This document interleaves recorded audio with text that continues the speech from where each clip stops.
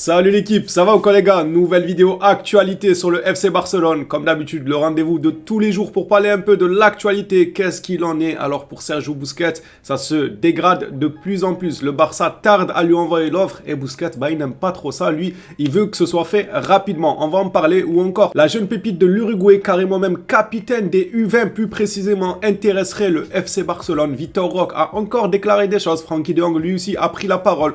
On va en parler durant cette vidéo. Si le contenu te plaît, soutiens-moi avec un petit like, un petit abonnement. Sans plus attendre, on commence directement cette actualité du jour. Commençons par une nouvelle sur Ousmane Dembélé. On nous apprend que le PSG est toujours intéressé par Dembélé et surveille sa situation. Je ne suis pas surpris par ce genre d'informations car je le dis depuis des mois et des mois. Si jamais Dembélé ne prolonge pas au Barça ou bien qu'il hésite à prolonger avec le FC Barcelone, c'est seulement à cause du Paris Saint-Germain. C'est sûr, c'est eux qui vont venir toquer à la porte pour vouloir le rapatrier là-bas à Paris. Et connaissant Ousmane Dembélé, bon, ces derniers temps, il devient sérieux. Il a l'air de vouloir vraiment bosser, mais dans le temps, voilà, tout le temps en retard. Quelqu'un qui aime bien énormément rigoler, délirer, arriver en retard, voilà, il n'était pas sérieux à 100%. Rentrer à Paris, donc rentrer en région parisienne, il serait à l'aise, il serait chez lui pour faire les conneries.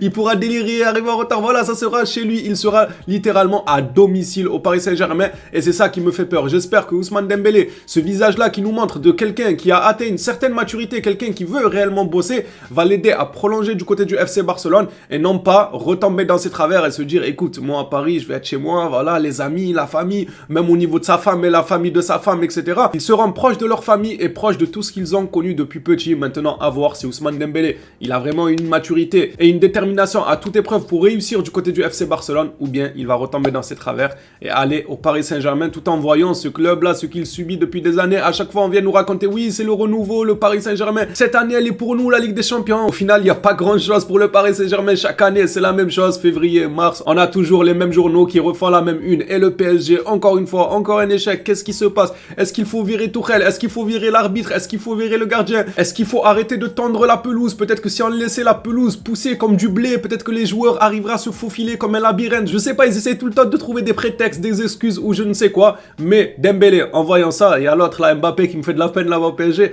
Dembélé en voyant ça, s'il va au PSG, pour moi, ça serait uniquement pour délirer, pour voilà, reprendre son train de vie de l'époque où il était là, il rigolait, il s'en foutait de tout, il arrivait en retard. Car il le sait qu'au PSG, il aura plus de liberté de faire ça. J'ai rien contre vous, amis parisiens, c'est juste la vérité. De toute façon, les vrais parisiens qui sont objectifs, tout le temps, ils me disent oui, tu as raison, car je ne suis pas quelqu'un qui déteste un tel ou un tel club. Quand je parle, c'est au nom de ce que je vois, c'est pas au nom de, oh, je déteste lui ou je déteste, non, je vois quelque chose, j'essaye d'en parler objectivement. Je peux me tromper, bien évidemment, mais jusqu'à preuve du contraire, personne ne peut me dire que l'institution du Paris Saint-Germain, c'est une institution méchante, qui te reprend à chaque retard, qui va te punir, qui va te dire non, il y a le club au-dessus de toi. Arrêtons de secondes, on va pas se mentir à nous-mêmes, on l'a vu avec Mbappé, avec Neymar, avec Verratti, d'autres joueurs. C'est des gens, les Verratti là, il a les poumons encrassés, il fume des cigarettes à longueur de journée, il vient en Ligue des Champions, c'est normal qu'il fait pas de top performance le gars. Il se crame avant même les matchs, car il y a beaucoup de joueurs dans ce club qui se croient au-dessus du club même, et c'est bien ça le problème. Pour moi, c'est clair, net et précis. Si Dembélé va au PSG, histoire d'argent, histoire d'avoir un laissez-passer pour pouvoir faire ses conneries à gauche à droite, soirée, sortir avec les amis,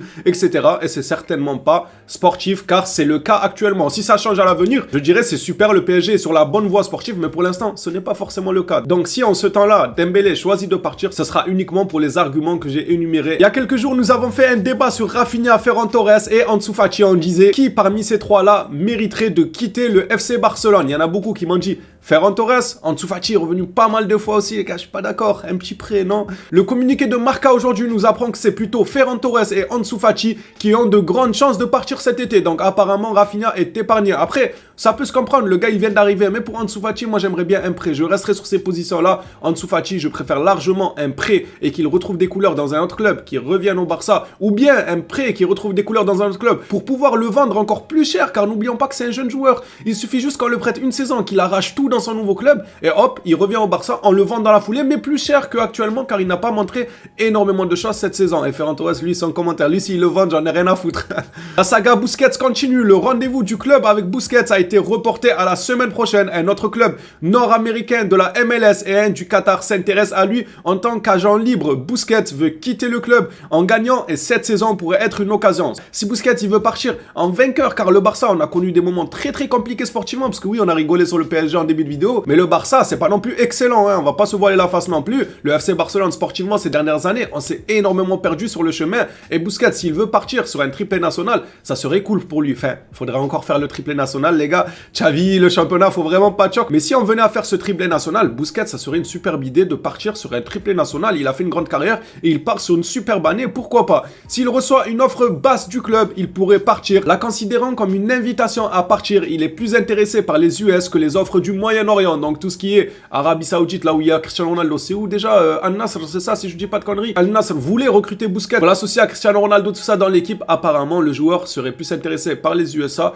que le côté Moyen-Orient. Je vous ai parlé durant l'intro d'un jeune de l'Uruguay et Flamengo et Palmeiras sont prêts à débourser 6 millions d'euros pour Fabrizio Diaz, donc le jeune en question qui doit décider de continuer en Amérique du Sud ou d'aller en Europe, et le FC Barcelone est l'option la plus proche. Comme d'habitude, ce jeune-là, je ne l'ai pas forcément suivi, j'ai vu un peu, il a l'air prometteur, mais bon...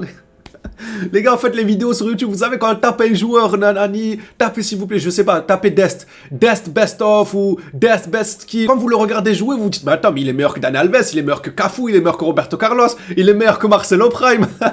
Alors que quand tu le suis match après match, tu te dis, mais de quoi il a peur sur un terrain de football? Pourquoi il tremble Dest sur un terrain de football? Pourquoi il n'a pas confirmé au Barça? Pourquoi il ne confirme pas du côté de l'AC Milan? Par contre, quand on tape sur YouTube Best Skill Dest, bah cette vidéo-là, on a l'impression, le gars, c'est Cafu Prime, là.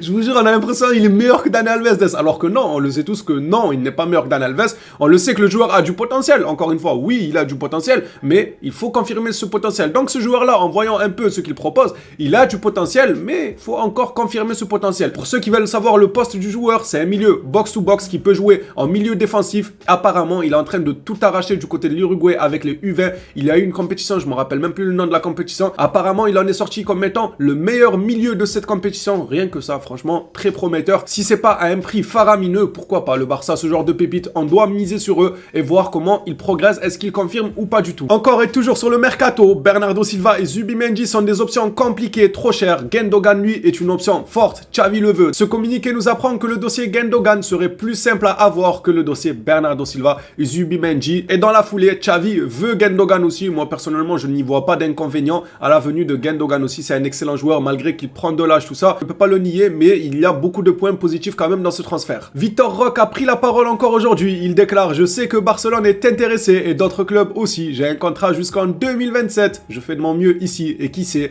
si c'est bon pour le club, pour moi et pour ma famille, j'espère qu'un transfert pourra avoir lieu. Il n'a toujours pas retourné sa veste. Le joueur veut toujours une seule destination, le FC Barcelone. Cette fois-ci, il précise qu'il y a d'autres clubs qui sont intéressés par lui, mais seulement pour lui, il espère clairement un transfert du côté du FC Barcelone pour apprendre aux côtés de Lewandowski, et parce que aussi ça a toujours été son rêve de tous les jours depuis gamin de jouer au FC Barcelone, comme il nous l'a indiqué à plusieurs reprises dans d'autres communiqués. Pour terminer cette vidéo actualité, terminons avec deux déclarations de Frenkie de Jong. Il est revenu encore une fois sur son transfert qui a échoué l'été dernier car le joueur ne voulait absolument pas partir. Le journaliste lui demande des nouvelles de votre départ de l'été dernier. Mais quelle nouvelle? Il est resté au Barça, il se porte super bien même au Barça cette saison. Frenkie de Jong lui a répondu: j'étais calme parce que je savais que je resterais à Barcelone et je n'ai pas changé d'avis. J'ai toujours rêvé de jouer pour Barcelone et je veux réussir. Maintenant, je suis calme et je veux continuer ici. Moi, je comprends pas trop des joueurs de ce talent-là, de ce niveau-là, de classe mondiale, qui veulent se donner au FC Barcelone, qui disent: moi, j'ai toujours rêvé de jouer au Barça. Je veux réussir au Barça. L'été dernier, je l'ai encore de travers, comment il a été chassé par le club. Moi, à un moment donné, vous le savez vous-même, je suis arrivé en actualité, je dis: pars